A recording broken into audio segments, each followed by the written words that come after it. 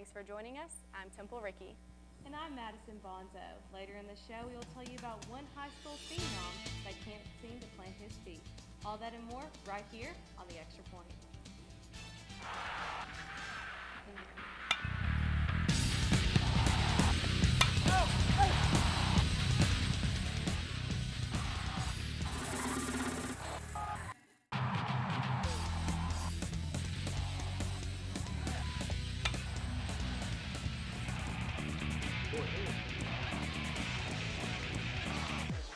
Extra Point.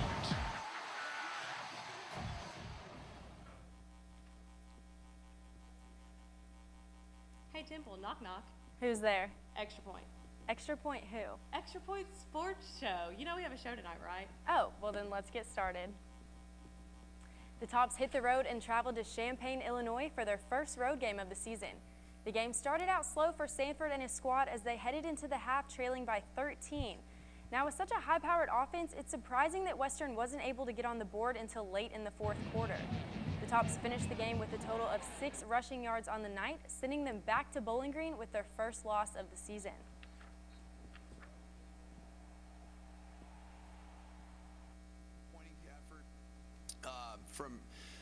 Really from our whole football team to just come out of there without a victory. It starts with myself. Starts with me getting all 3 phases in a better place to get a victory. That's our expectation. We truly believed going into that game at Illinois that we're going to find a way to get a victory, and it just fell short because of penalties. Fell short because of breakdowns in protection, and fell short because of breakdowns in the run game. And the good thing that I feel is that we have the ability to fix those issues, and that we got to fix those issues very quickly. Western Kentucky is welcoming La Tech back to the Hill. Now, for those of you who don't remember, the last time these two teams met up, WKU claimed the Conference USA crown. Reporter Zach McGovern has more. We're here at Houchin-Smith Stadium where WKU falls tonight 23-22 to Conference USA opponent Louisiana Tech on a last-second field goal. Now, the last time WKU fell to a Conference USA opponent was back in 2016. At the end of the day, that was a conference championship game, and we lost by 1 point. With the run game showing up, WKU's offense and defense dominated the first half.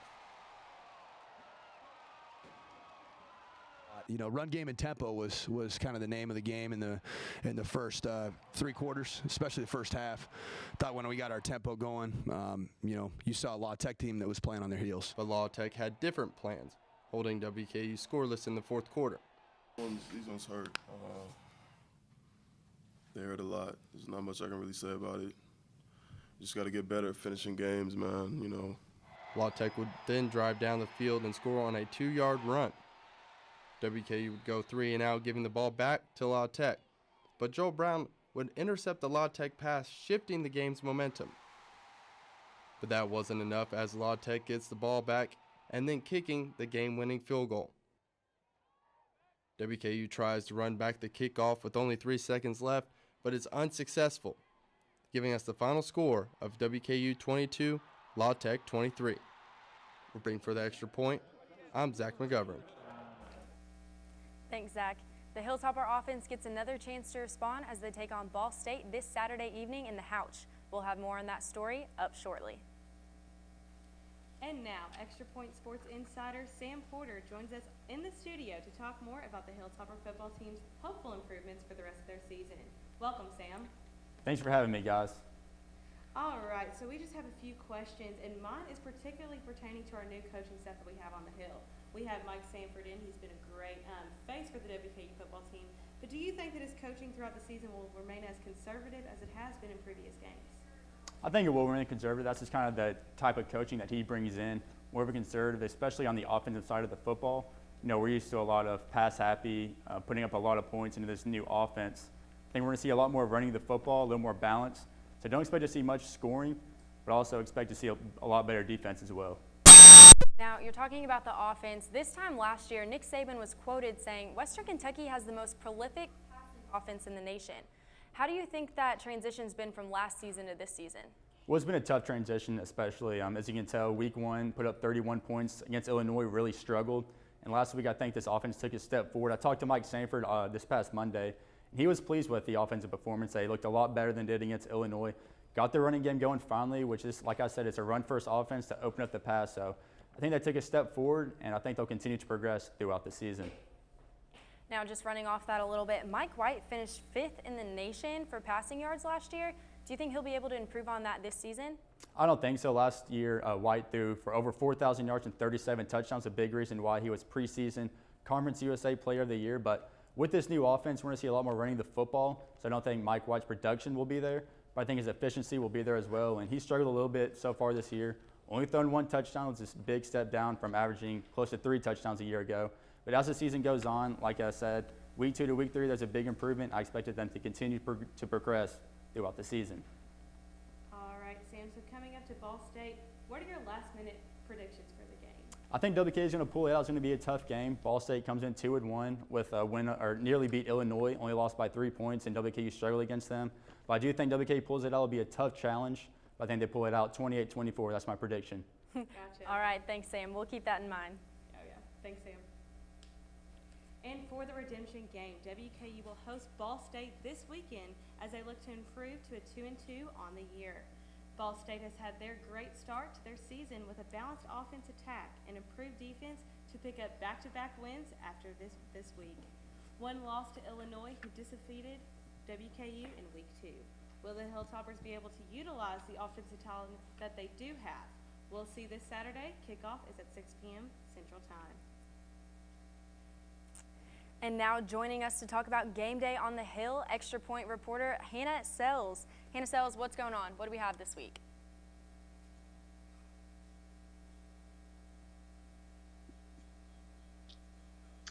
Thank you, girls. I am standing here with Olivia Higgins, the Assistant Director of Marketing for WKU.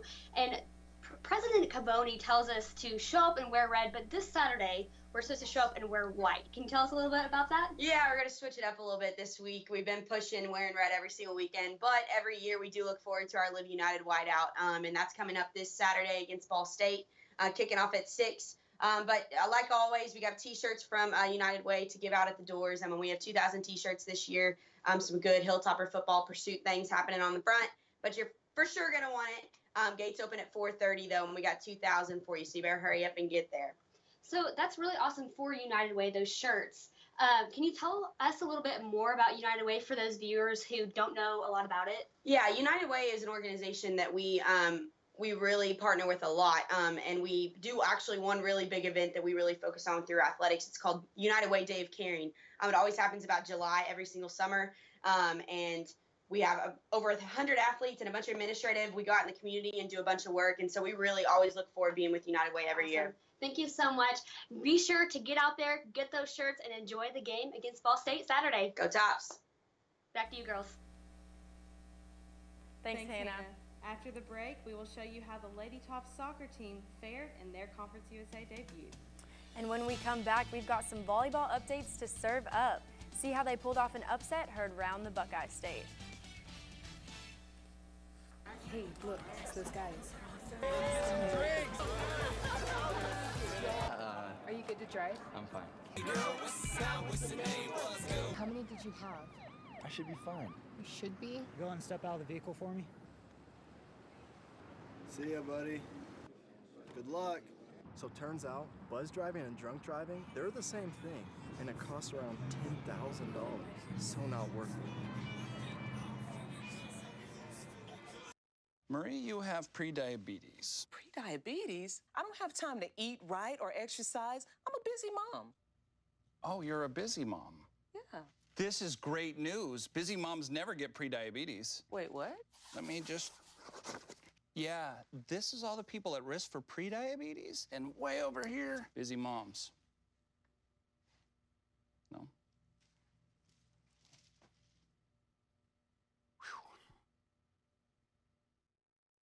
Listen, I realize that I'm not perfect, but it all really started to change because you judge me for having a problem. No one is going to know that I need help. I need help. I know that no one is going to judge me for having a problem. I realize that I'm not perfect, but it all really started to change because you listened. Recently, our country has witnessed catastrophic devastation. Hurricanes and flooding have upended lives and livelihoods. Across this great country, Americans have answered the call. That special calling that compels us when others are down to step up and do whatever it takes. America's at her best when, against all odds, we come together and lift each other up. Please donate to oneamericaappeal.org. America needs you. Thank you. Thank you. Thank you. Thank you. Thank you. WKU soccer squared up against Old Dominion for their first Conference USA opener. The Lady Toppers would ultimately fall to the Monarchs in a double overtime by a final score of 1-0. ODU's Kyra Ricks won the game in the 105th minute to knock down the Lady Hilltoppers. It was a hard-fought battle with WKU's defense remaining strong through the final goal. In the end, Old Dominion stuck with a game plan and fought until the end, winning the game. But head coach Jason Nidell is confident that his team is resilient. After this game, WK earns a 3-5 record and falls to 0-1 in conference play. The Lady Toppers are on the road this afternoon, hoping to bounce back for a Conference USA matchup against Southern Miss. WKU's Chandler Backus, Hannah Chua, and Sarah Gorham are the magic trio to lead the attack with 46 of the team's 87 shots. Sophomore Backus continues to lead the squad in goals. WKU looks to keep a strong eye on Becky McMullen, who is the leading scorer for the Golden Eagles. WKU opens up their home Conference USA schedule in a battle against the Rice University Owls. The Hilltoppers are 0-1 currently for conference play, and the Owls are 1-0. A key player for WKU to look out for in this upcoming game is senior Samantha Chaikin, who has been named Conference USA Players Offensive Player of the Week. In Rice's last game, Chaikin scored 2 goals and had an assist in the 6-2 victory over Florida Atlantic. Kickoff is set for next Thursday at 7 o'clock. And you'll be able to catch updates right here on the Extra Point next week, same time, same place, as Judy Green joins us live for WKU Soccer Complex to preview the matchup. The Hilltopper volleyball squad stormed into Columbus and took down everything in their path, including number 25, Ohio State. The Lady Tops knocked off Ohio State by a final of 3-0. Key players during the match included Rachel Anderson and Alyssa Kavanaugh, who led the Tops' high-powered offense. Anderson ended the match with 12 kills on 21 swings, accompanied by Kavanaugh's attack rate of 11 kills. Teammates Taylor Dellinger and Sydney Engel added some of their own kills to the mix, while Jessica Lucas finished with 34 assists, facilitating WKU's offense to a hitting percentage over .500. After defeating Ohio State, the Lady Toppers had just 2 teams standing between them and a Buckeye Invitational title. The Tops defeated Dayton in 4 sets, starting off with a quick 11-0 lead before ending the first frame with a 25-12 victory. The Flyers rallied and took the 3rd set, but WKU came back strong in the 4th frame and sent them packing. Up next, the Tops swept Northern Illinois in 3 sets, connecting on 16 of 28 attacks. Anderson led the offense with 13 kills, while numerous Toppers ended the night with double-digit digs. And now, finding talented high school athletes in the area isn't much of a difficult task, and one Allen County Scottsville player is making that task even easier. Miles Schroeder has more. Chase Wilson is a name that's left defensive coordinators all over Kentucky baffled. The Allen County Scottsville quarterback is 2nd in the entire state in both passing yards and passing touchdowns. Patriots coach Bradley Hood said that although Wilson's talent has blossomed in high school, his love for the game came much earlier. I started understanding his love for the game when I'd see him as a little kid. His grandmother worked over the middle school, and sometimes he'd wait around, and he'd be outside after school with a football by himself, throwing up against a tree or throwing up against the wall and doing little drills on his own. Trees and walls may have been Wilson's initial targets, but nowadays he's flinging the ball out to a batch of Patriot receivers who have no problem with their quarterback. I love being one of his main targets, really. I don't really feel the pressure because he usually puts in a spot where I can go get it, and I don't really have to worry about making a lot of hard catches because usually the throws he throws are really good. He can put a lot of zip on the ball, and he puts in places that most quarterbacks can't in high school at this level. With all the praise he receives from his teammates, one might think Wilson has a hidden secret to throwing, but his secret?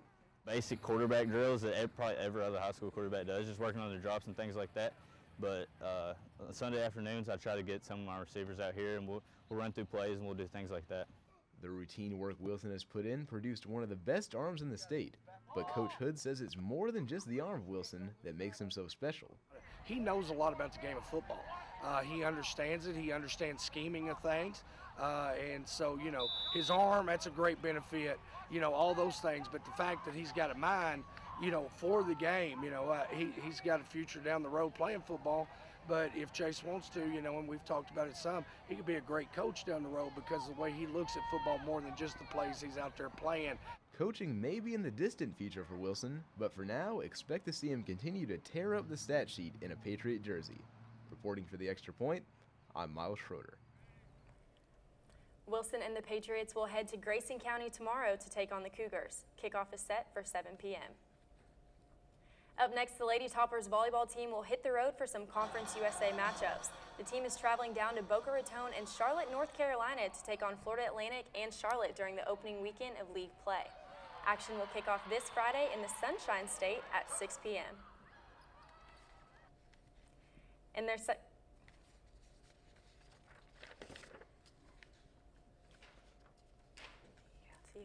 their second competition of the season, WKU Cross Country tackled the Commodore Classic in Nashville.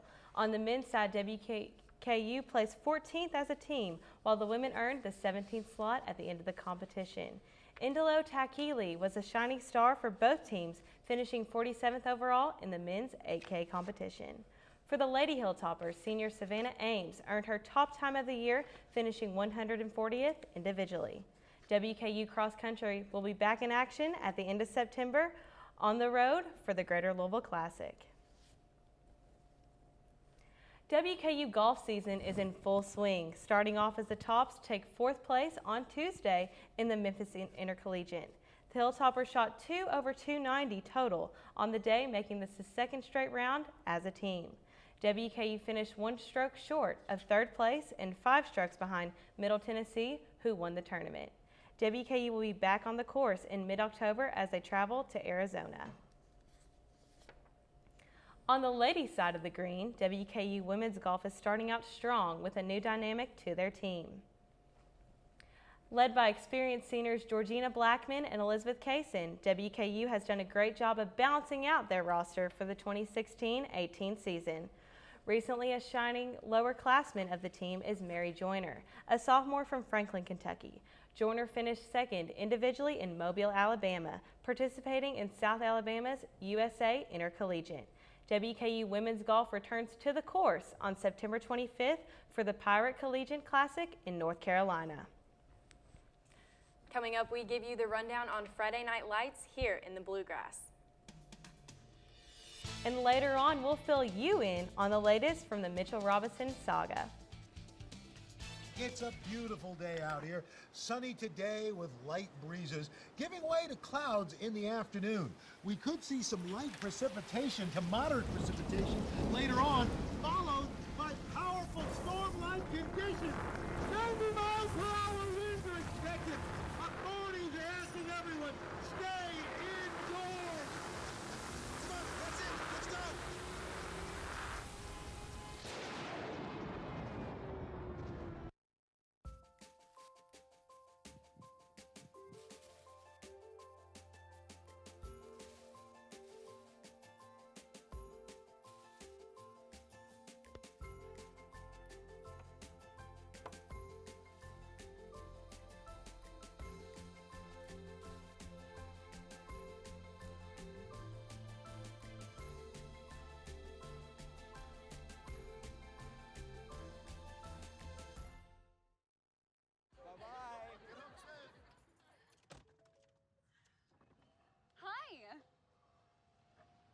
Hoping for a crisp breeze to help keep you alert.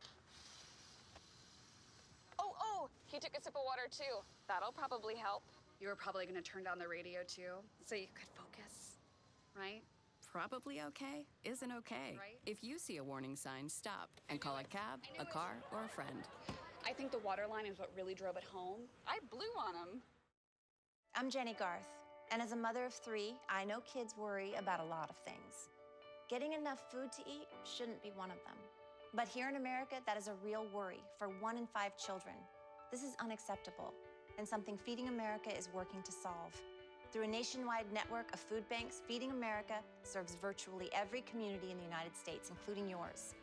See how you can help your community. Visit feedingamerica.org. Together, we can solve hunger. Together, we're Feeding America. Well, Madison, it's that time of the show where we talk about high school football in the bluegrass. Glasgow hit the road and headed to Smurf Turf for a non-conference matchup with Warren East. The Raiders hit the field ready to play after coming off an away game against Edmonson County. With Thomas Maxey and Caleb Husky contributing 2 touchdowns, the Raiders held a comfortable lead heading into the half. Now, the Scotties didn't let this discourage them as they came out ready to play with an interception early in the third, followed by 2 quick scores and a field goal. Scotties took the lead 16-14 heading into the fourth and held it for the remainder of the game. Now it's right around the midpoint of regular season play, and Glasgow is sitting at a 4-1 record with Warren East racking up 3 wins and 2 losses. Now, I'm really happy that Warren East stuck with that Grayson Glasgow County team, aren't you? Yeah, no, it's really good because they were down and they came back and... Exactly. Moving on to South Warren, the Spartans are off to a fantastic start to their season. This past Friday, the team was unfazed by Grayson County Cougars. Grayson County started off with a strong defensive play by lineman Cameron Robinson in the end of the first quarter, but just couldn't continue that strength into the rest of the game. The Spartans are led by newcomer quarterback Gavin Spurrier, who can not only place the ball into receivers' hands, but proves to be pretty swift in the backfield as well. South Warren ended the game with an impressive 61-yard touchdown, making the final score 49-0 over Grayson County. South Warren advances to a 5-0 record, while Grayson County lingers 2-1-4.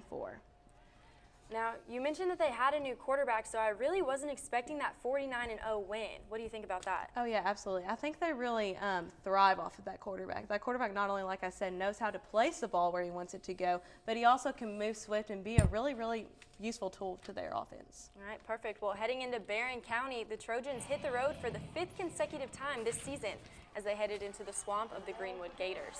Barron County was looking for their first win of the season under new head coach Jackson Arnett, but the Gators weren't having it. Led by quarterback Jackson Adams, Greenwood got started early and didn't look back as they put up a season-high 56 points in 4 quarters. And that Gator defense was feeling good on Friday as well, holding the Trojans to just 1 touchdown throughout the entire game. Playing all their games on the road this season due to construction of their new stadium, the Trojans suffered a devastating 56-7 blow, resulting in their 5th consecutive loss of the season. Greenwood put up 381 rushing yards on the night, accompanied by 67 passing yards to secure their 5th win of the season. Now, Temple, I'm really glad that Greenwood could keep up with the Barron County team, but do you believe that they could keep up with Bowling Green teams as well? Well, you know, I'm not too sure about that because they aren't really in the same conference. We'll have to look up at matchups later on in the season. Absolutely. Now on to Warren Central Dragons. They traveled to Bowling Green to take on the number 3 ranked Purples last Friday. The Purples dominated the ballgame, scoring 5 touchdowns in the first quarter of action. The energy slowed down during the second quarter, and the Purples ended the half leading 35-0. Bowling Green's Dazon Blakely scored 2 touchdowns, and number 1 Zion Keenard scored 3 times, including a long punt return touchdown. The Purples made the final score of the game in the third quarter, earning Bowling Green a homecoming game win of 47-0 over Warren Central. This loss puts Warren Central at 5-0 in the season and improves Bowling Green to 3-2. All right, Madison, so the Purples won on homecoming, but looking into the future, do you think they can get that two-peat for the state title? You know what? I really do think that they could. I think that they might have lost some players, but I think going into the momentum of this season and playing the way they did during that last game, I think they possibly could win that state title again. All right. Well, as local teams are entering the halfway mark this season, let's take a look at what's happening during Week 6. Warren East Raiders are attempting to shake off last week's loss as the Scotties head down to Monroe County. And in 6A action, Warren Central looks for their first victory of the year as they travel to Central Hardin. The 2-3 Greenwood squad plays host to the Purples of Bowling Green, and the South Warren Spartans look to stay undefeated this week against Barron County. Follow the Extra Point on Twitter at ExtraPointWKU for all your high school football action. Think about your future. Jeff over there didn't just look at him. He saved up, bought a house, He's got a beautiful wife. They even had a fancy pants destination wedding, and oh, they had a baby. Ah! Smart and handsome. Ooh la la. Now, I've been saving these frames for pictures of my future grandbabies for years. And the shopping sprees on organic clothing and telephone cases is not helping you save for a family. Oh, gracious! Look at that! He's a model! I bet you he's putting all that money right into a 401k or his baby's college fund. And his teeth are so straight. See how good saving can look at feedthepig.org. Feed the pig. So there you are, shuffling through a stack of resumes and you come to mine. This is it, first impression, my way in. But can my resume show you how I truly stand out? Like that I was studying, going to night school while working 2 jobs just to help my parents pay for groceries. Or being the first one to always step up. No. That's something you just can't put on paper. Look beyond the resume and discover new ways to develop great talent that is dedicated, hardworking, and determined like me. Ever feel like you're having deja vu? Well, you probably are, because no shock here, Mitchell Robinson has decided to leave the WKU basketball program once again. 5-star recruit Robinson was the Hilltoppers' first McDonald's All-American commit, but has chosen to leave to prepare for the 2018 NBA Draft. Good luck, Mitchell, and may the odds be ever in your favor. Speaking of basketball, it's almost time again to get the hype going for the upcoming season. WKU's annual tip-off event for men's and women's basketball, Hilltopper Hysteria, will take place Friday, October 13th. This weekend will be jam-packed with homecoming on the Hill as well. This celebration will begin at 7 in EA Diddle Arena. This week's Jaw Dropper comes to us from Houchin-Smith Stadium in the Tops battle against La Tech. The play came late in the 4th quarter as WKU looked to close out the game.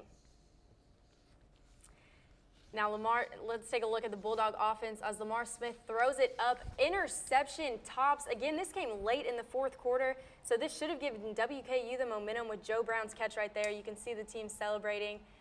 WKU is up at this point, so they think they're going to secure a win right now, hopefully get another score. But they didn't. The Tops couldn't even get a first down, and they were unable to score. They're unable to score the rest of the game, giving La Tech the opportunity to kick a field goal and end the night. And now, after earning the national honor of being the John Mackey Tight End of the Week, it should come as no surprise that Dion Yelder is this week's hero on the Hill. With 11 catches totaling 111 yards on the season, it's hard to believe that Yelder joined the Hilltopper team as a walk-on and did not see the field until his junior campaign. When asked about the award, Yelder stated that he appreciates the honor and he will continue to grow and learn from his teammates and coaches. So congrats, Dion Yelder, for being this week's hero on the Hill. And as the Lady Hilltopper volleyball team continues to crush their season in and out of Conference USA play, we are going to devote this Going for Two to the Killers themselves. Now, Temple, first of all, 16th in the nation. That is what the Hilltopper volleyball team is ranked right now. Comparing to last year, we still have that one key player, Alyssa Kavanaugh. Now, on breaking the school's hitting percentage record, how valuable as an asset do you think Kavanaugh is to the team? Oh, well, we can't just key her in as a hitter. I mean, she does everything. She digs, she sets, and she's just a vital player for the team. Like you said, she was on it last year, but she's had so many honors and record-breaking seasons at Western, it's no surprise she added another. Absolutely. So how do you think they're going to do in Conference USA play? Well, you know, as 16th in the season, they just defeated number 25 Ohio State. I think they'll do really well. Do you have any predictions coming up? I don't know. I see a dub in the future, but we'll see coming on. All right. All right, Bonzo. Well, I think that's all the time we have for the Extra Point. So as always, it's up. And it's good.